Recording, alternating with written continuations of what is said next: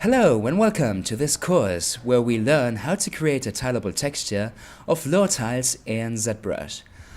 A tileable texture is a texture that we can repeat continuously, fitting into the object perfectly. The first thing we need is to create the tiles that we're going to use. We're only going to make 3 tiles and then we'll repeat these, rotating them and positioning them so it looks like they're different tiles.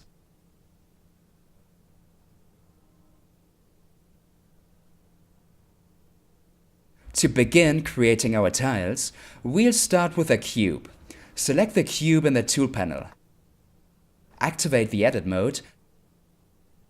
Select Polymesh 3D and select a neutral material.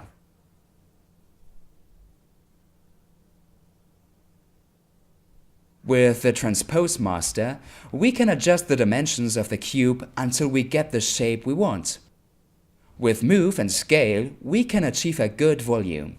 It's also a good idea to activate the symmetry. You can press X on your keyboard to do this. It's important to constantly rotate our object so we can get an idea of the volume we are creating.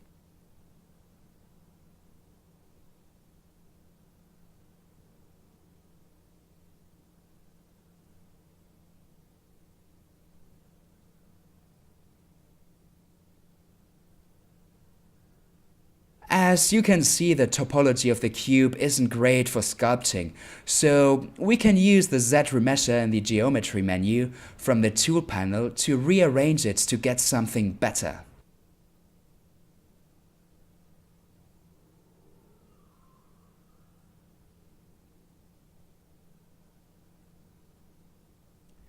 We need to subdivide the geometry quite a bit to obtain decent deformations in the corners and the tile in general.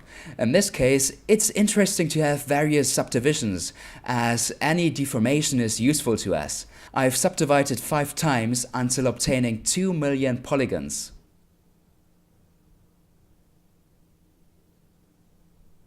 First, we'll deform all the edges of our tile. For this, we'll use the Trim Dynamic brush, and with a size larger than the size of the corner, we'll use it on all the corners, trying to achieve a more beveled edge. Corners, as such, don't actually exist. There's always some wear and tear. There's no such thing as a 90 degrees angle, so we should avoid them.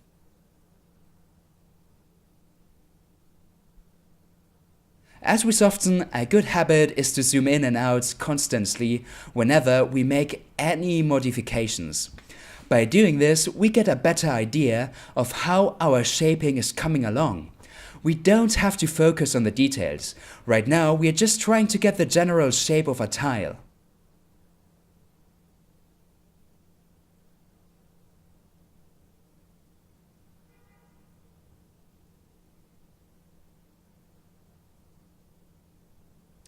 Once all the edges are softened with the Trim Dynamic, we'll use the Mallet Fast brush, which you can find inside the lightbox in the brush folder.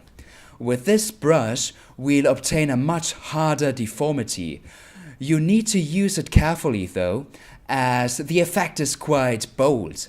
So just go slowly and softly. We are just looking for hard edges and some cracks in some places.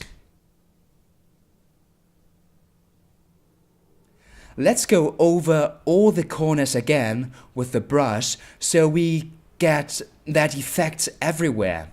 This will give us a harder edge, as before it was quite soft. But we need some harder ones to make it look like stone. It's also a good idea to keep rotating your model until you get the edges looking like a real tile. Remember, it's important to work with references for any project you do. Look for reference images of tiles or stones to base yourself on. If you try and do it from your own imagination, it might not look so realistic.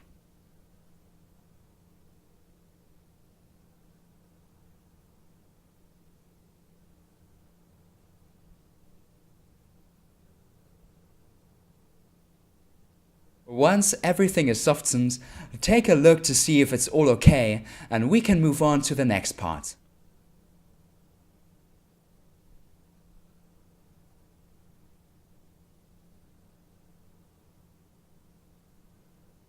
Let's start with the deformities on the tile.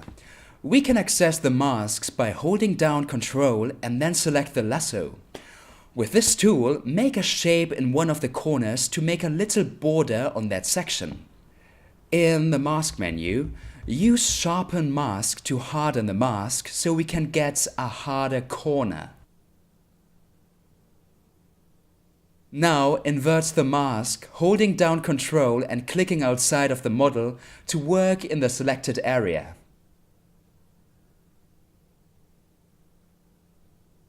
With the Move brush, we can remove the area we masked to get that border. Later, we can harden that too.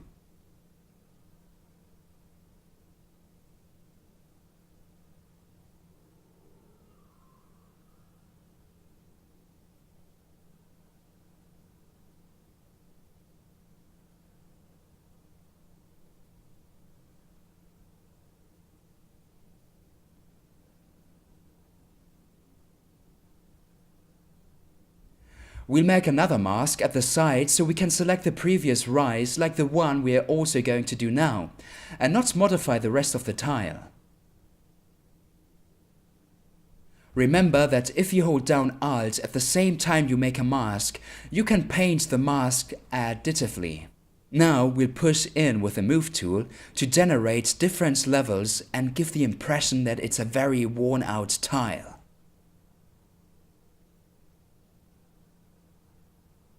Now we push in with the Move tool to generate different levels and give the impression that it's a very worn tile. Once we have the two levels made, we leave the mask so we don't deform the edges anymore, and we'll try and sink the opposite side of the tile a little, as I said, to get that worn look.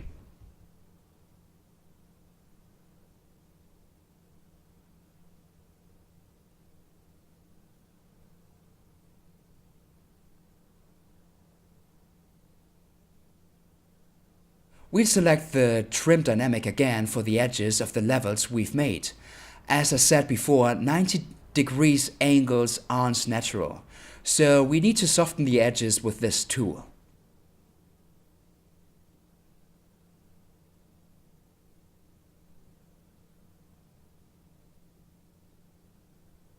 You can apply this all over and gradually shape those edges. You can apply this all over and gradually shape those edges.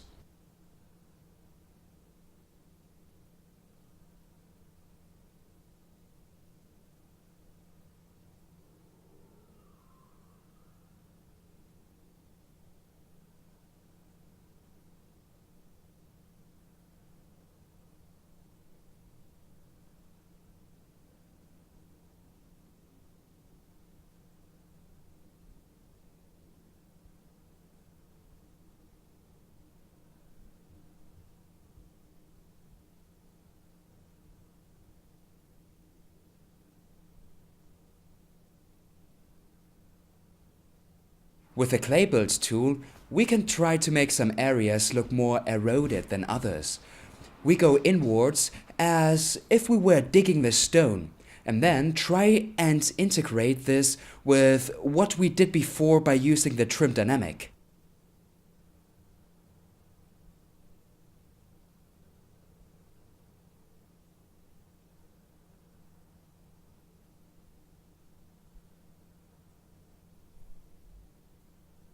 We can apply a square alpha to the Trim dynamic so we have more control over the edges and achieve more hardness. Remember that you can use the Trim dynamic inverting the effect you get with the Alt key, so you generate a volume that goes outwards. This way you can achieve a flat area where before there was a dip.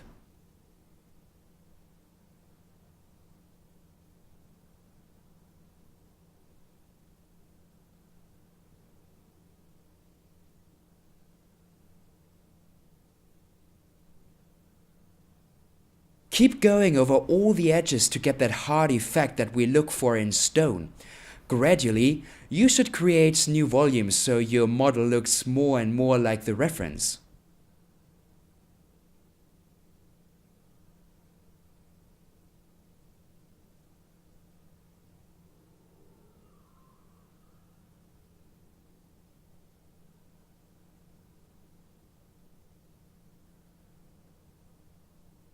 When we used the mask and the move tool earlier to create a rising volume, it looks a little bit bulky, and we need it to be flatter so our edges can be harder. So you can just adjust that area with the trim dynamic.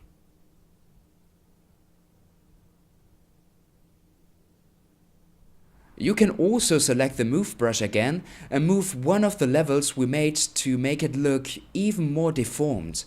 But with caution. We should follow our reference, and we need to get a stone-like look, so the deformities have to be soft in order to achieve the hard edges.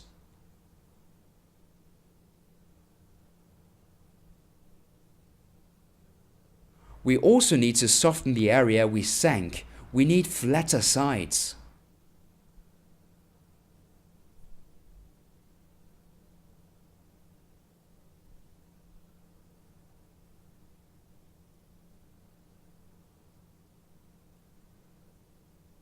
Although we are focusing right now on the top side, don't forget to check on the sides.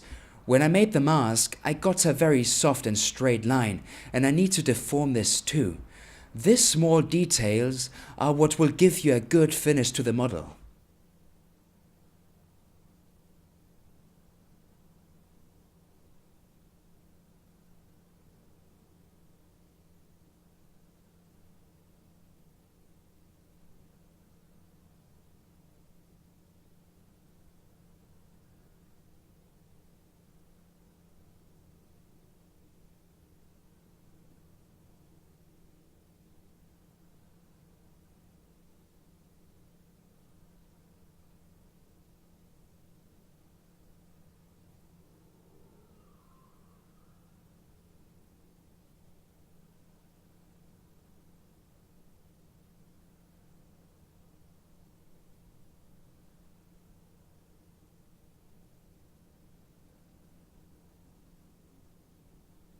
We can try to add a big crack, for example, by digging again in one corner with the clay build. Then, we'll use the trim dynamic just on one side of the crack, like this. That side will stay flat in that direction. We'll do the same later with the opposite side. That way, it will look like there are two different sides and that this is a cut into the stone.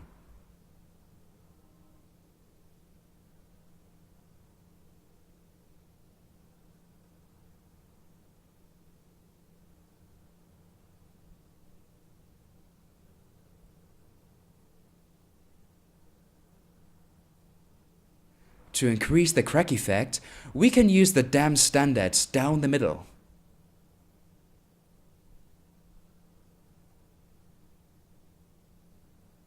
You can also select a brush called Pinch. This brush, as its name suggests, makes a pinch defect. The direction we use it in will be the direction the pinch goes. If we use it on the ends, we'll get more of a crack effect.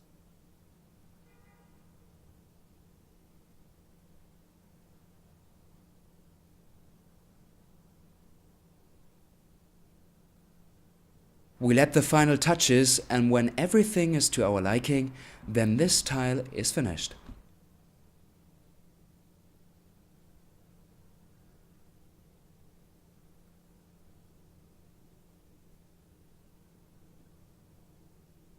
I'm going to share a tip with you on how to optimize your time.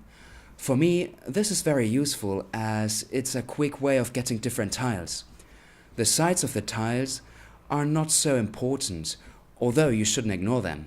But what's most visible is the top of the tile, so this is where we should invest the most amount of work. But from one tile, we can obtain two different tiles, as the tile has two sides. So if we think of these as the tops of the tile, we can work in them both on the same level, And when we use the tiles to make the texture, all we have to do is turn the tiles over. And it's as if we have 2 tiles. If we made 3 tiles, then we'd have 6, and so on.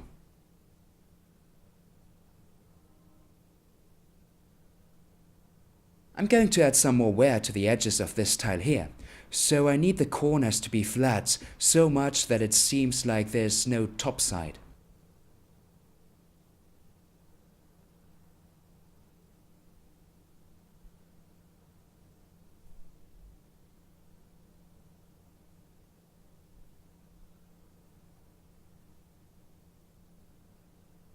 With the move brush, we'll make this tile lose some of its rectangular shape, pushing from the corners.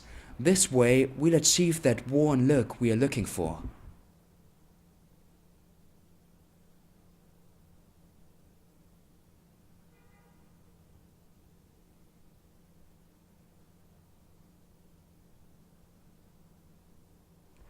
We'll do the same effect we did on the other side.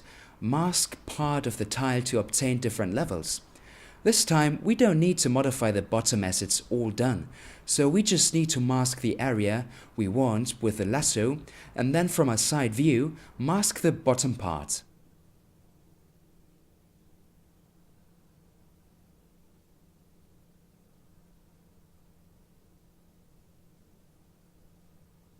Use the move tool again to get the volume you want, and then soften the edge with the trim dynamic.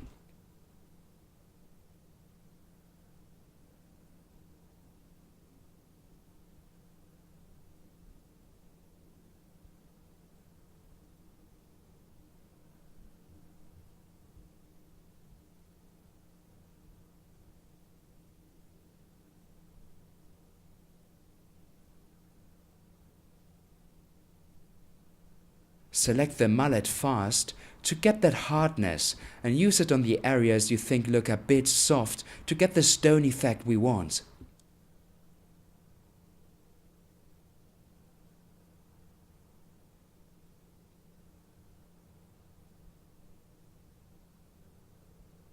As I mentioned, we need to keep zooming in and out to see how it's coming along.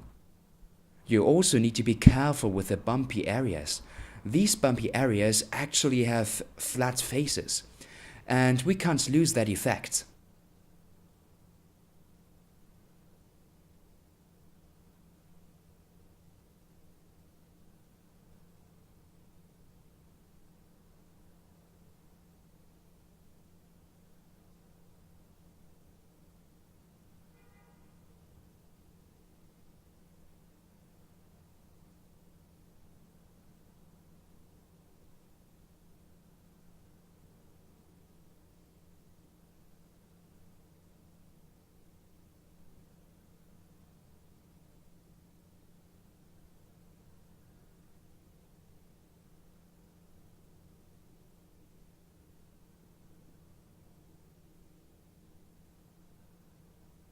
Now let's see another way to make cracks, this time finer ones. We'll use the damp standard to do this. The effect we get at the beginning doesn't really matter, as we'll adjust it.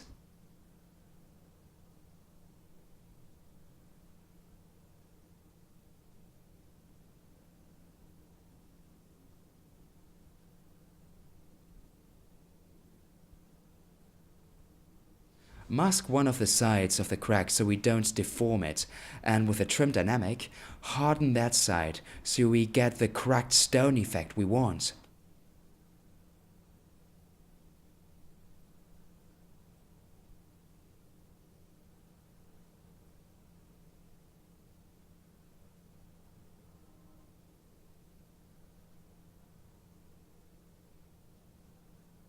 Another brush you can use to harden is the Trim Adaptive.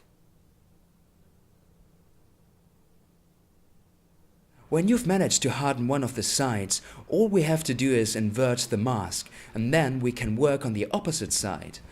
Like this, both sides will be hard and not like they were at the beginning.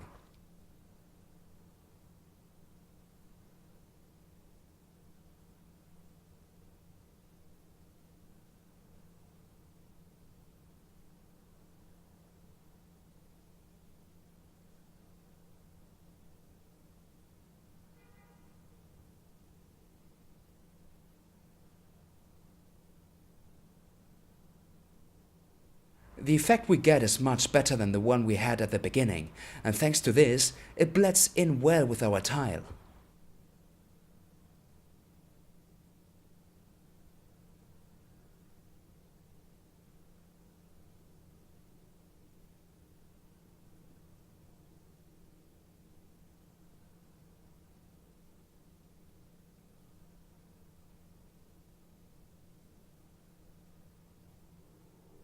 We'll make another mask on the other side that we haven't hardened, and keep doing the same procedure of inverting and hardening both sides with the trim dynamic and the trim adaptive.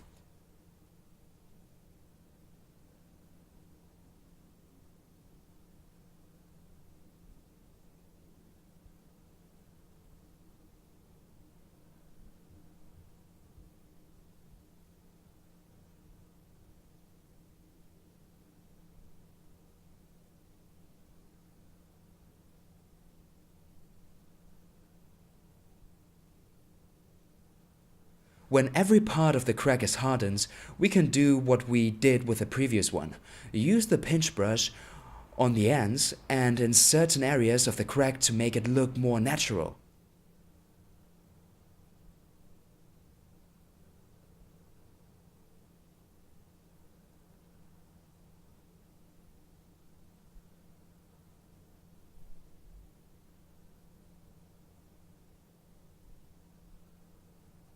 We can use the damp standard again to give it that broken look.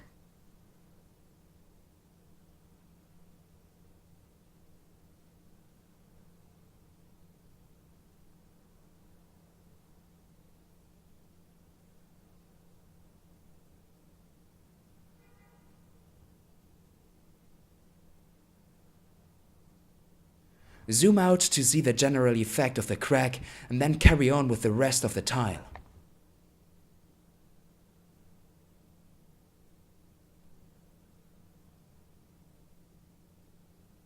If there's something you are unsure about, you can go back to it anytime and adjust it. Finally, we need to add details to the surface of the tile. Right now, our tile has hard edges and cracks, but doesn't have the grainy texture that stones usually have. It's still flat. There are a few ways to do this. You could download rock alphas on the official Pixologic page, for example, and use them with the standard brush, but we're going to do it a different way. Select the layer brush, set the stroke to spray mode, remove the default alpha, and lastly, set it to ZBrush mode.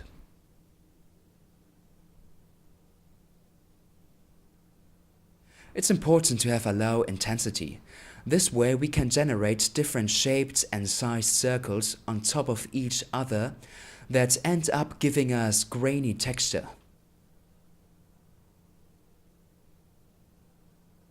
Use this brush everywhere. A tip is, when you use this brush over a crack or a broken piece, increase the intensity in that area, making it grainier.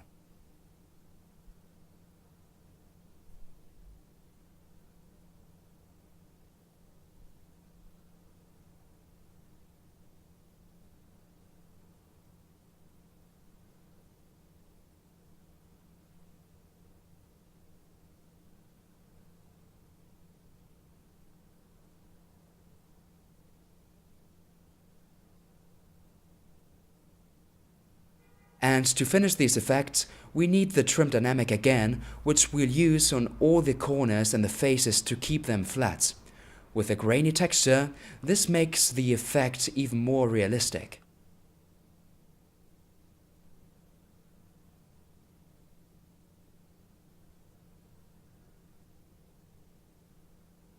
Remember to keep rotating your tile constantly to see if you're happy with the result.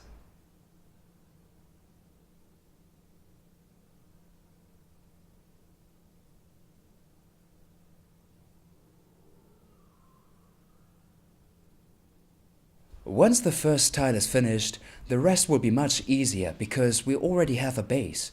Now I'll share another time and effort-saving tip with you.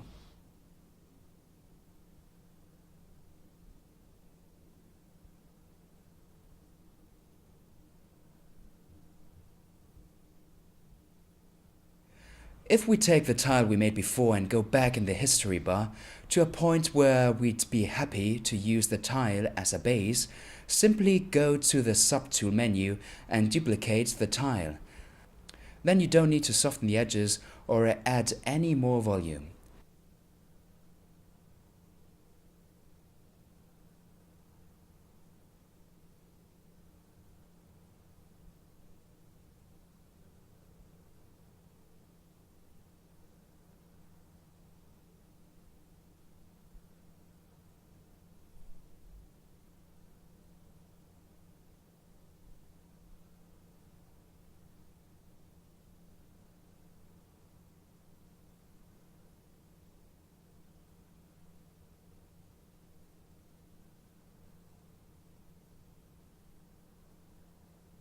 Then you can just adjust it with the transpose master.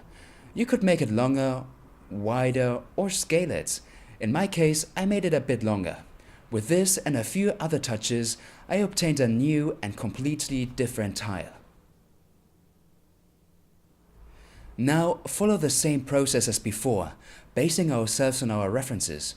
We'll try to obtain a rough idea of how we want our tile to look.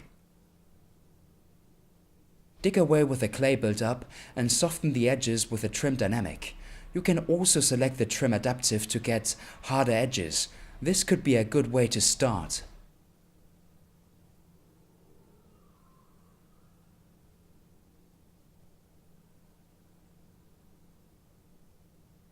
Try to find tiles that, although in the same style, are a little bit different from one another.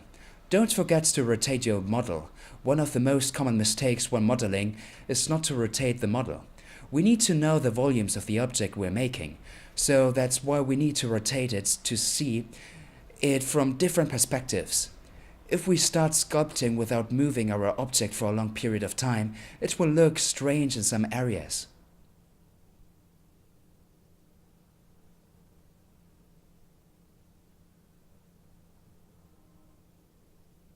On this side, I wanted to make a very worn tile, very eroded.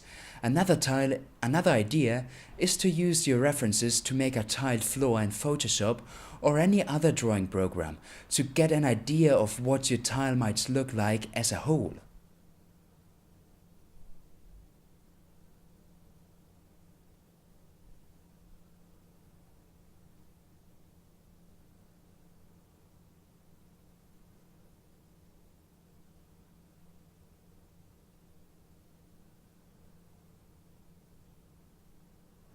When the tile is finished on all sides, take the layer brush again with the same settings as before and use it all over the tile to get the grainy texture.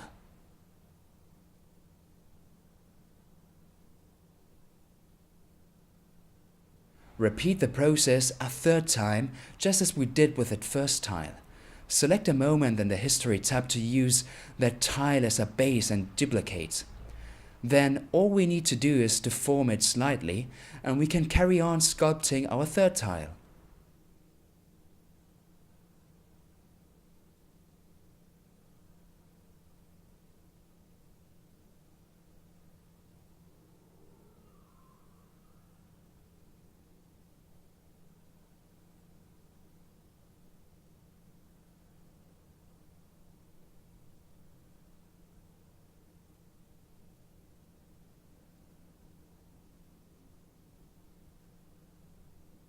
On this tile we're going to make a crack that crosses the whole tile, from one end to the other. To do this, we'll follow the same process as we did for the previous crack, the damp standard, and then harden the edges with a trim adaptive, after masking one of the two sides. We can also move the crack from a top view with the Move brush to get the shape we want.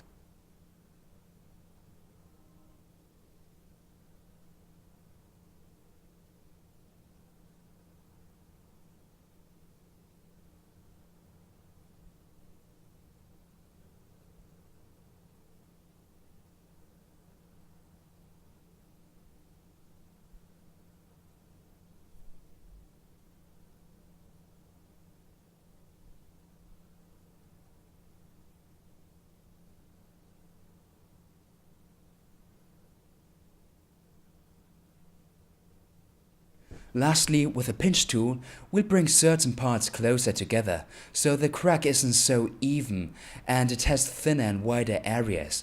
It's important to bear this in mind and to reference images of real cracked surfaces.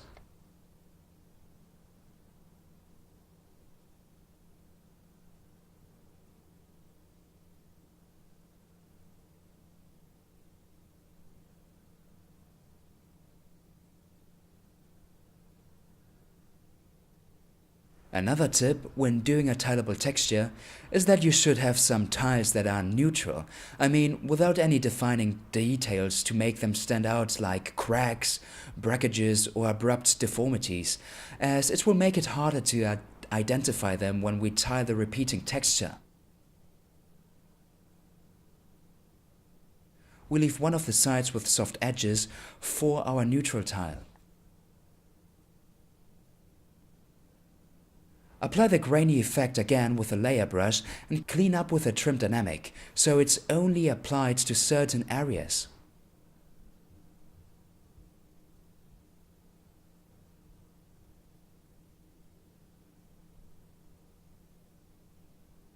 When we're happy with our tiles, we can move on to the next part, creating the floor for our tiles to go on. Rotate the tile to see all of the sides, and if you're satisfied, you can finish your third and final tile, and with this our tiles for the tileable textures are done.